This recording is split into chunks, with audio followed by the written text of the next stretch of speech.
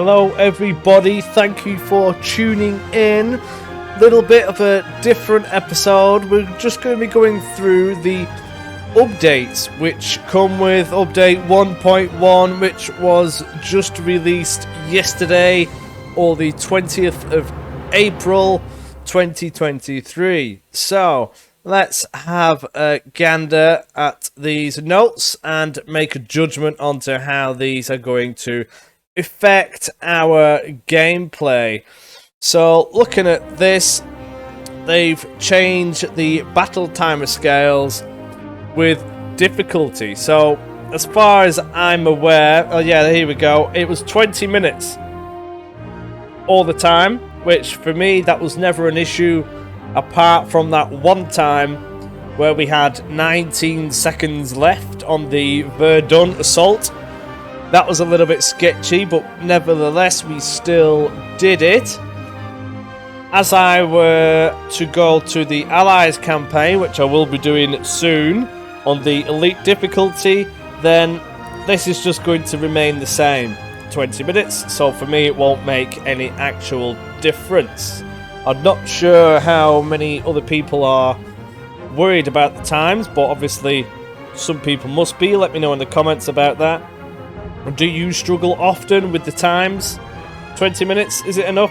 It would be good, especially if you are wanting to counter-attack. If the enemy come at you and then you want to go on the counter, then I can see that working very well, to be fair. Increased point control capture speed with a single company. That's quite nice. Sometimes it did drag on a little bit. However, this will make it so that you can't stop the time as much as normal. So if you're capturing a point, the time stops. I used that quite a bit, so for me that will make things a little bit more difficult. It would mean I have less time. Capture speed now scales more smoothly with additional companies. Meh, I suppose it will do anyway. Recovering speed of control points followed failed capture was doubled, so if you get pushed out of an area, that's going to get you a little bit more. Snipers are now limited to elite infantry companies only. That could be quite significant if you don't use them.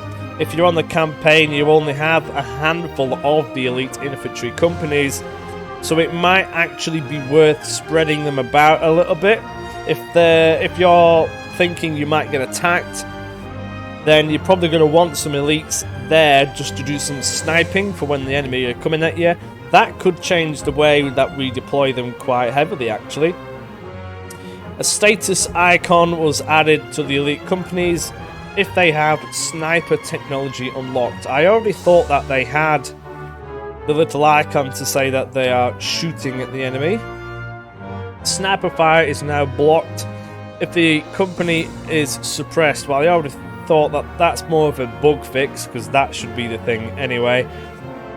Let's have a look at the Theatre Commander Strategic View. Starting National Will, this is going to be big, for the 1916 campaigns will be changed to 580 instead of 450.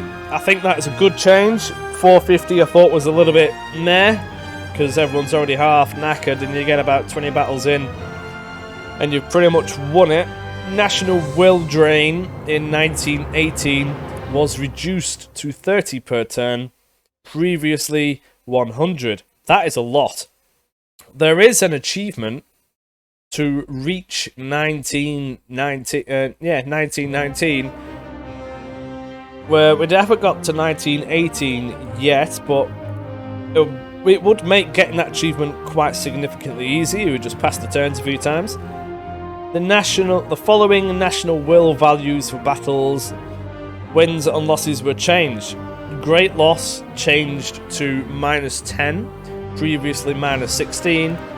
Major victory loss changed to 6/-6, previously 5 to -12.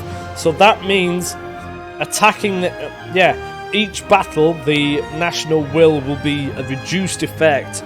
This means just attacking normally now, you'll have to do a lot more battles to actually gain a national will victory. This means encircling is actually now a bigger priority if you're wanting to get the war finished early, simply because this could drag out significantly longer. It would also mean getting the achievement for the 1919 one done is easier as well. Minor loss changed to -1, previously -5. Okay, so they're not that bothered about that. This is probably going to be a bit of a big one for me. Supply value for tank battalions and air wings was reduced to 0 to match siege artillery, previously 100. Right, well, that is going to affect me immensely, simply because we had a death stack of 10 on the tanks and the planes, giving us an extra 2,000 supply there. Wow, that's going to be a big one for me especially.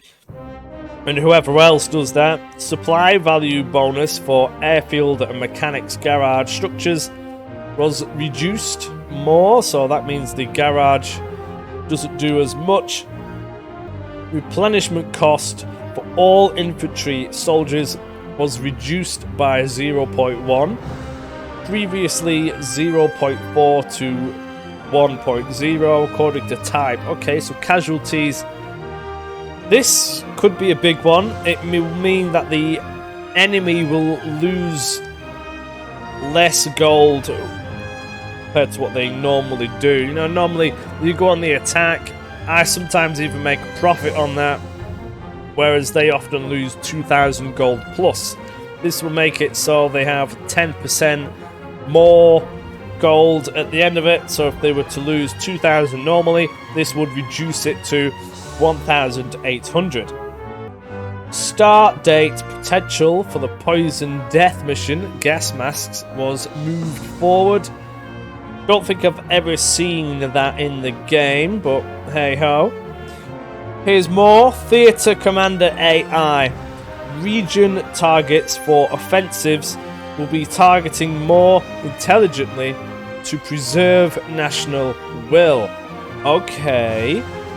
That could be interesting. I'm wondering how they would call it more intelligently. That's open for debate. If you know a bit more details about that, please do share. Personally, I've not really found the enemy to go on the offensive too much anyway. Hopefully, some of the other announcements further up will help them in actually getting enough cash to attack. Defensive evaluations for frontline positions was adjusted. Yeah, it often thought that I was going to lose when I was attacking, despite overwhelming factors. Evaluation of potential surrounding situations was adjusted.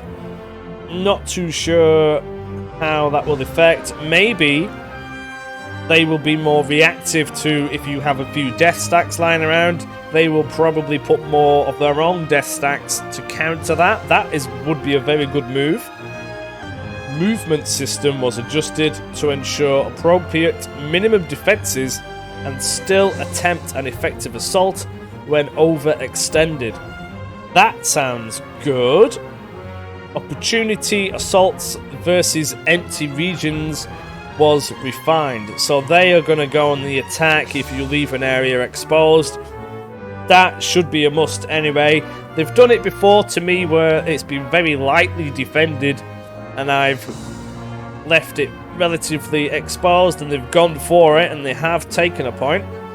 Attack probability was adjusted to scale more closely with game difficulty. Okay, so when I do the Allies campaign on elite difficulty soon, they should attack me quite vigorously. That will be nice. So far, these are looking very good, promising. Let's have a look at the Field Commander AI. Now, this is going to get a little bit more juicy. AI aggressiveness was adjusted to avoid aggressive rallying if defensive company counts are low. So that will mean that they stop sending everything in when they don't have anything left anyway. Okay. Desire to exit trenches when initiating a rally or assault if enemies are near was reduced. Well, you'd think so. If the enemies are lurking around, you want to stay in the trench. That is a good one. Size of ambushes for underprotected control points was reduced. I'm not sure how that affects. I've not seen any of these ambushes really. If you have, let me know in the comments. Desire to return to failed ambush locations while on defense was reduced. Again, I've not really seen any of these ambushes. If you have, let me know. Previously failed ambushes or scouted control points will no longer be ambushed / scouted again unless capture progress is made. Right, that makes a bit more sense. If you were to destroy their balloon, they send a scouting party over. This could be what it means by an ambush. And once you've destroyed those few that come over, they just keep doing it periodically. So that makes them a bit more smarter. Build rate of trenches was adjusted according to difficulty. So does that mean they're going to build more trenches? Or does that mean they're going to build more advanced trenches? I'm not too sure. That should be interesting to see. Light tanks will now be used in assaults more consistently. So far they've not attacked me very often anyway. I would like to see that. The frequency of enemy troops in your trench lines calling bombardments on neighbouring trenches was reduced. That is interesting. So they're going to call in less artillery. I'm not sure why they would do that, or maybe it's just to stop them from, maybe it's a bit more spread out. I'm not too sure about that one. Infantry hesitance to approach enemy tanks and fort turrets was increased, so they're not going to want to go near the tanks, which is fairly understandable if you've got that coming towards you. I hope that that doesn't include the raiders, because the enemies struggle as it is when you have tanks. They don't really know how to deal with them from my experience. Observation balloon purchases in pre-battle while defending were adjusted, so that might mean they have a bit more or a bit less perhaps. Doesn't quite tell you. Tanks from are no longer aggressive toward fort turrets. Well, that doesn't make sense. It might be a bad translation, but that could mean that they're not going to go towards the fort turrets in, say, Verdun, for example. Not too sure about this one. Desire to continue assaulting a control point after repeated fails attempts was reduced. Yeah, I can see that. If you keep going at it, then and keep failing, then you're not going to keep going at it. You're going to go for a different direction, which I've had to do before. So that was a good one. Pre-battle bombardment now scales more closely to a total siege weaponry count. Well, I thought maybe if you have more, it might exaggerate it more. I think they've just adjusted the percentage rates with that one, to be completely honest. Chance of using smoke artillery effectively was increased. Personally, I've always found the smoke a little bit sketchy at best, and I've tried to avoid using it. I think it was there's no clear area in which was covered with smoke for me, so not too sure. Can't really comment on that one. Rally and attack pacing was adjusted to encourage larger assault waves. Well, that is good. If you're going on the attack, you want it to be a big fat doodah, and it has to be overwhelming. So maybe, because they tend to do it a little bit sporadically in stream instead of a wave of whack. So hopefully that will increase their chances of a successful attack, which is good. I like that one. Tanks being damaged by artillery will now attempt to move if possible. That's just a smart one. You'd think that they'd do that anyway. That's good. AI will now surrender when below a minimum threshold of defensive companies and reinforcements remaining if the score is not in their favour.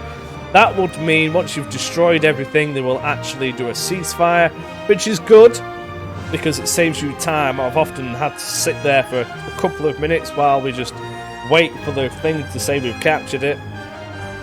Reinforcements were update, so the AI will attempt to spawn them outside of combat range of player companies. That's a good one. I've found it several times that if you just control a little area, the enemy do run in and keep running troops in all the time when really they should be reinforcing from the other side of the map. That is a very good one. That will mean spawn camping is reduced a lot.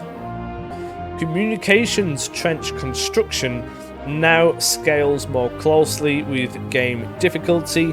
Again, that doesn't quite say if it's on easy, there's going to be more of them or less of them. Not too sure.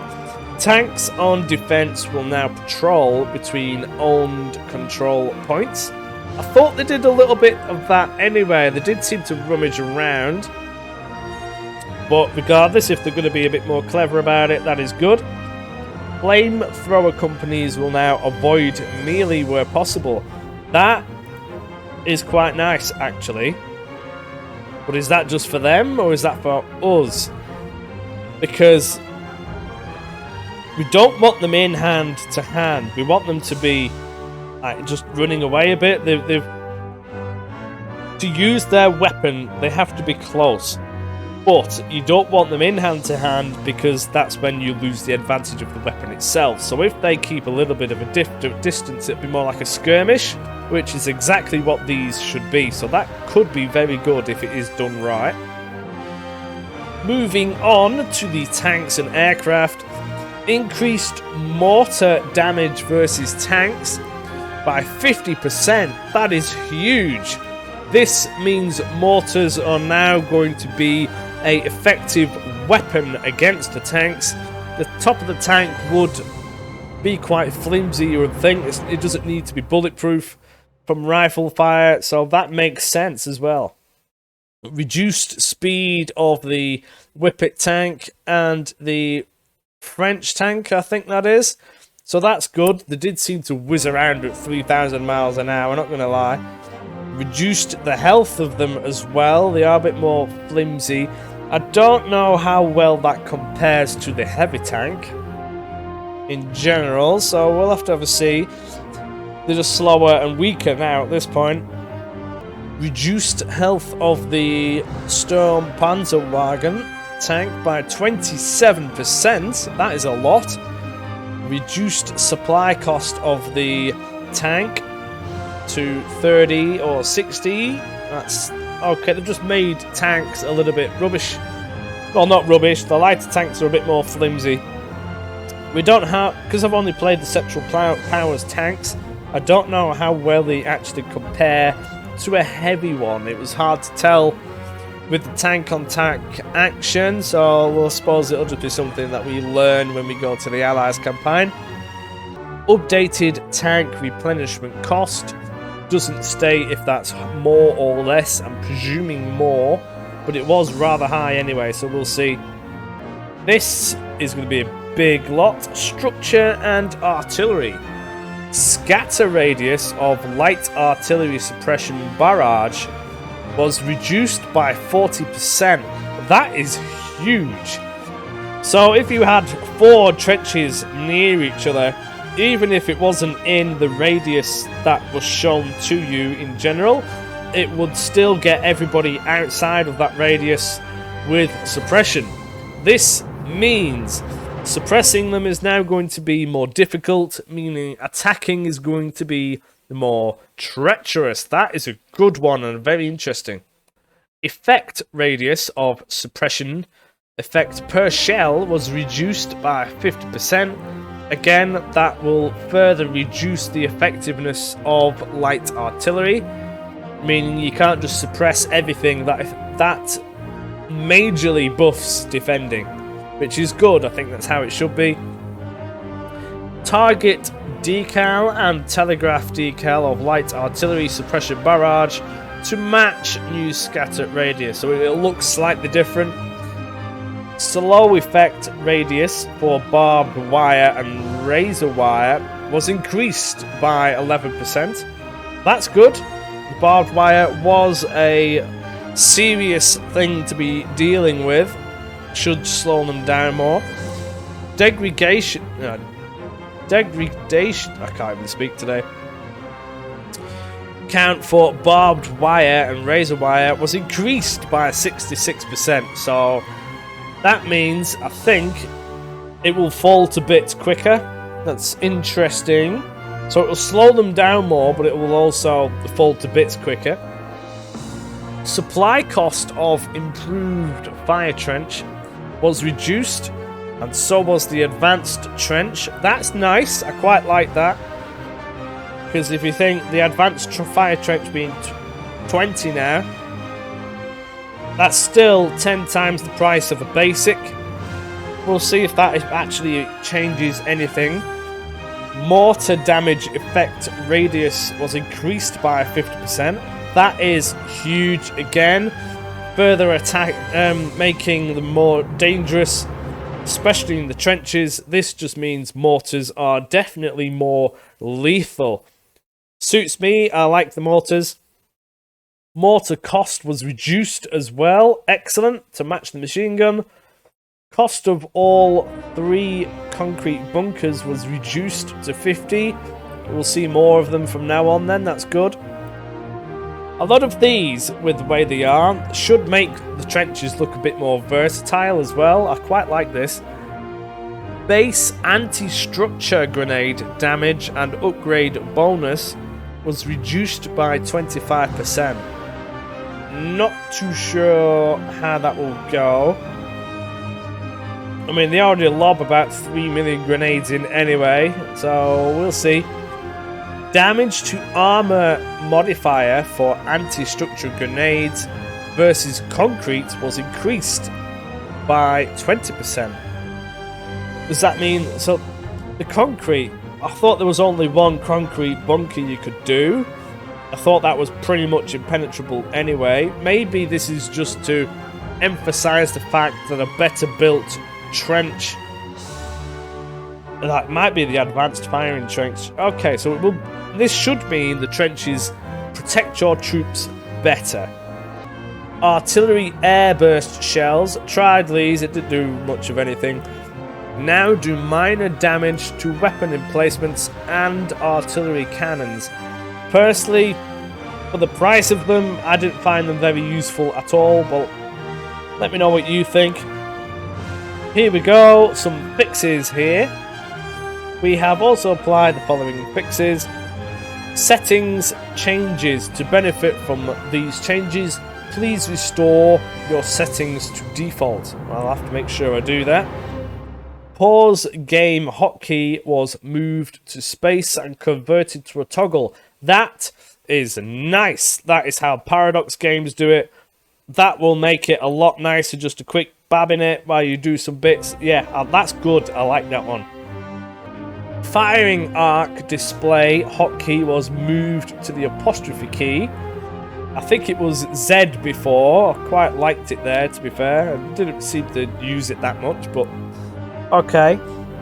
Withdraw hotkey was moved to Shift C. Yeah, okay. I mean, I might start using that one actually. I do press that button quite a lot. Hotkeys for cell objects and undeploy were removed. Don't think I've ever pressed that, but okay. Theatre Commander. Fixed issue where new cores would spawn in their default region after it had been captured by the enemy. That's interesting, so that would mean once we've taken Calais, the enemy could still spawn there. That's definitely something that needed fixing and was unaware of this. Fixed an issue where supply values were being incorrectly calculated post-battle. That could be the one where it kept the cost of the trenches that you have built every time, taking that off your supply. Maybe that is what that's about. Fixed an issue where captured/lost region stats were not properly tracking at the theatre level. That's interesting. Not too sure how that will affect things, but either way. Fixed tech tree not opening when selecting required tech hyperlinks within strategic event pop-ups. I didn't even know that was a thing. Personally, I've not found it an issue, but it's fixed. Adjusted win state checks so that the campaign ends at the end of the turn when a winning action, HQ capture or national will reduced has been completed. Yeah, okay, I can see that. Get it to 0 and you have won. We had that in the first season of our Central Powers campaign, where we had reduced it to will to 0, and then they attacked on the end turn anyway. Bit of an interesting one. Field Commander fixed an issue. Oh, this is going to be good for me. Fixed an issue where bombers would not target enemy positions. Yes, thank you. I've seen a lot of that in my playthroughs. That's a big one. Fixed an issue where aircraft will not leave the map after running out of fuel. Yeah, we saw loads of that as well.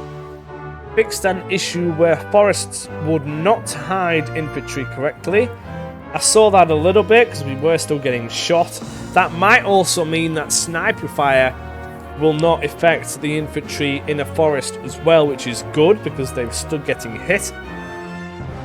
2 passing companies will now engage in melee combat if they are moving in a trench that can be garrisons. Finally, that is a very good one. It did look stupid when you had the enemy and yours just running by each other. Yeah, that will also make it effective at blocking enemy movement. We had it a few times where they just run around and nothing would happen. That fixes that. That's a very good one. Fixed an issue where the enemy infantry could be seen in trenches during pre-battle. I didn't realise that that was a bug, but now we can't see them. Fixed an issue preventing time controls from working as intended. Never had an issue with that personally. Fixed an issue where the Gurkhas would not use their grenades to attack a machine gun nest or other bits. Again, we haven't done that, so we now know that that is fixed. That's kind of a big one, really. The Gurkhas, you get them right early. They're free raiders at the beginning before you unlock the elite units. That is a big one. Fixed an issue where control point spawn points would flip to the invading force before the point was secured. Yeah, okay. Updated the battle results screen to show gold reserves spent more accurately. Yeah, that's nice. I hope they include the total death toll as well. Fixed an issue where machine gun nests and bombers on harassment missions would fire into forests. Yeah, that was a little bit of a thing. Kind of used that 1 or 2 times actually. Fixed unit tray shift selection, so it now works with both left to right and right to left buttons. Not too sure about that one. I've never seemed to have a problem clicking units. End placements, let's have a look at this one. Fixed an issue where players were charged supply for persistent trenches. Okay, I thought that was something else further up, but that is a big one. That means the trenches will now gradually get increased, which is nice. That is how I wanted it. Fixed an issue where players were charged full price for upgrading persistent trenches. Wasn't aware of that because we never upgraded them because we didn't want the persistent cost of it. So that works complementary very well with the first fix. Fixed barbed wire so it now correctly persists between campaign battles. Good, I thought it did anyway, but there must have been an issue somewhere. Fixed an issue where undermining craters would not persist between campaign battles. We hadn't quite got to that point, but I'm glad that is now fixed. Fixed an issue where pre-placed and then upgraded trenches could not be deleted. I did find it where that you couldn't delete anything, but now you can, so that's good. The enemy certainly did it plenty of times. Fixed an issue causing only allies to take morale penalties from siege barrage, no matter who initiated them. That's an interesting one. I never saw that happen. Fixed an issue where the trench user interface would sometimes disappear. Fixed an issue with artillery companies not registering as destroyed for the destroyed allied artillery objective event. Yes, we suffered from that a few times. It did seem to fix itself, or they fiddled with it, but at least now it's official that it has been fixed. Fixed an issue where mortars were instantly destroyed at the start of a battle. I never saw that, but I would be quite disappointed if that was to happen. Fixed an issue where barbed wire and razor wire remained on the minimap after being destroyed. I had a few things left on the minimap, including artillery as well. Fixed an issue where observation balloons would not work correctly in historical battles and the tutorial. Again, I don't really know. Fixed an issue where placing machine gun nests caused the command cap icon to flash. I never noticed. Fixed an issue where trenches would show an orange during the transition from pre-battle to battle. Again, I never noticed that one.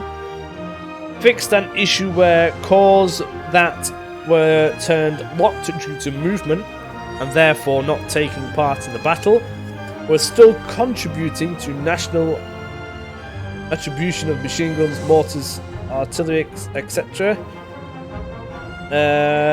Not too sure about that one. Does that mean the supply levels?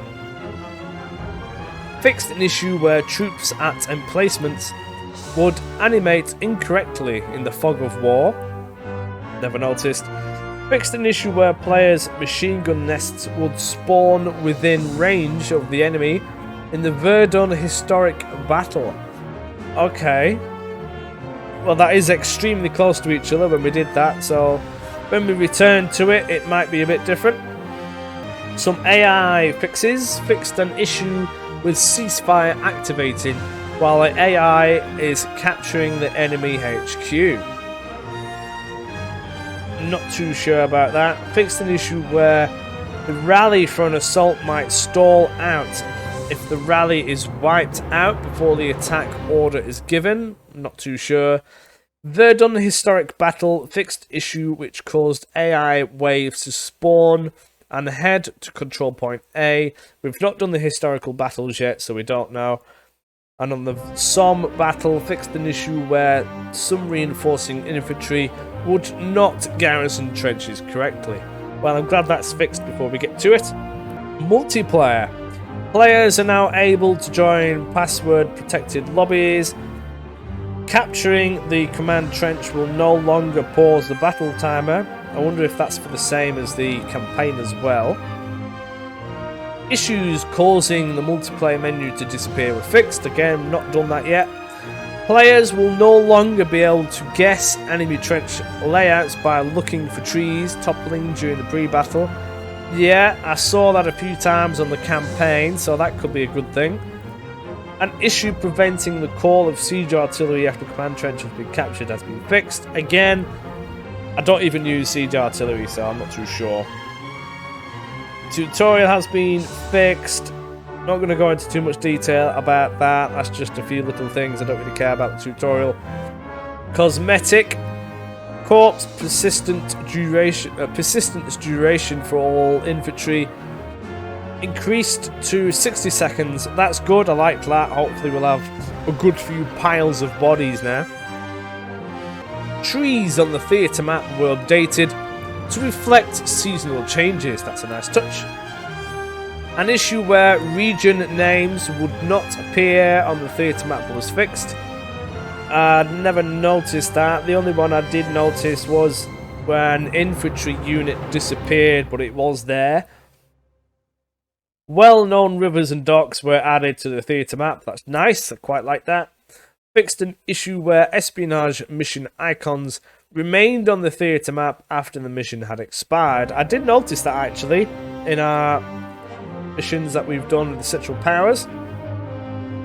Fixed an issue where structure cost would not show red when the player had 0 or negative gold. Again, I've never noticed that because we've always had money.